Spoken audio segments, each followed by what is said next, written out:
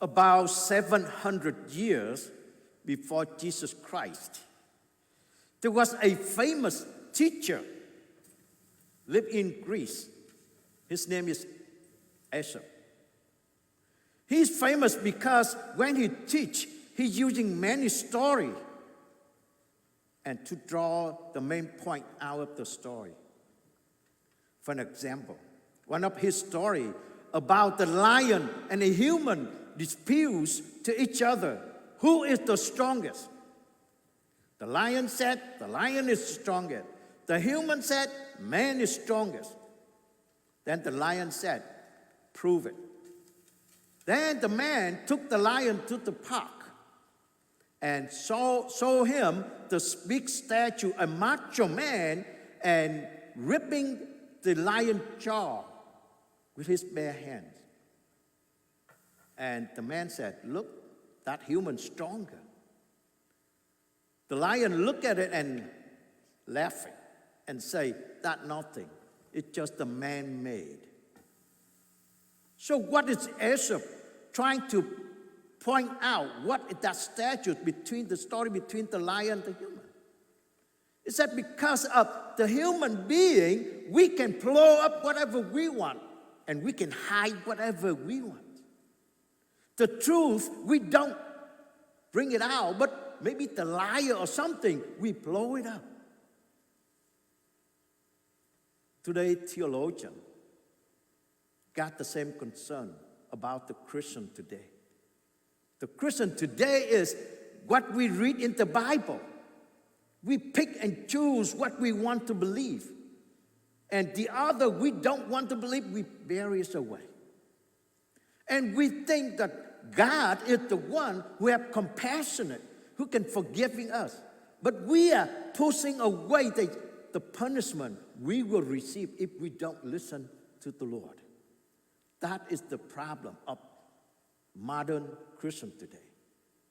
For an example, the guy who killing a lot of people, now he got accident, died. And what happened?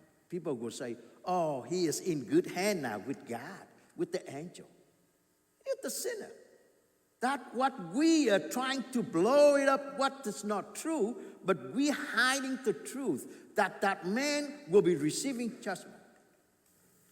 Today in the gospel, we're hearing that the venture, the landowner is make ready for the venture and now leases to the tenants. The tenant is the one who's supposed to be working, taking care of that venture. But now the owner sent the servant to go and collect whatever the rent. And what they kill, they stone. The second group of servants came, they did that the same thing. And finally, he sent the son to come in to collect. They killed the son too. Then they're asking those people, what will God do? What will the landowner do to those tenants? Say that will get punishment and will be give that land, that venture, to the different tenants. So what is Jesus trying to tell today in these parables? The landowner is God. The venture is the Israelite. That's what said in the first reading of Isaiah said, the venture is the people of Israel. And then the tenants. The tenant is the people who are Pharisees, scribes, the elders. The servant who the landowner sent to collecting, those are the prophets. The first group of prophets sending to preaching to the Israelites. They got killed, they got stoned, they got rejected. Then God sent the second group of prophets to treat the same thing. Then God sent his only son, that means to go and collect, that means Jesus Christ.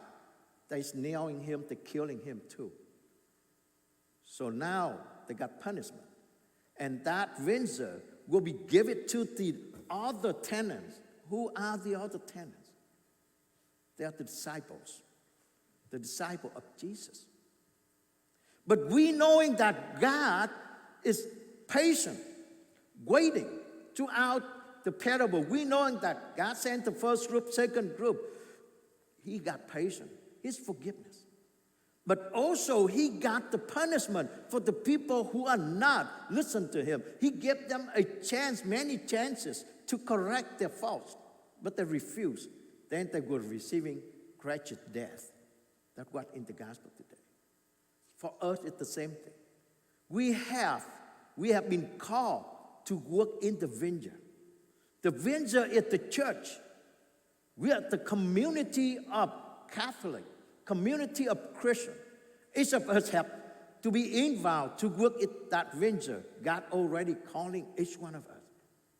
We need to multiply that vineyard. And if we are refused, God's still patient, waiting for us. Give us a chance to do the work for the vineyard. So let us listen to the gospel today to realize that we are, even those God have compassionate forgiveness, but he also got the punishment for the people refuse to listen to him. So we need to somehow praying to the Lord for us to realize what we need to do in the vineyard, in the community of being Christian.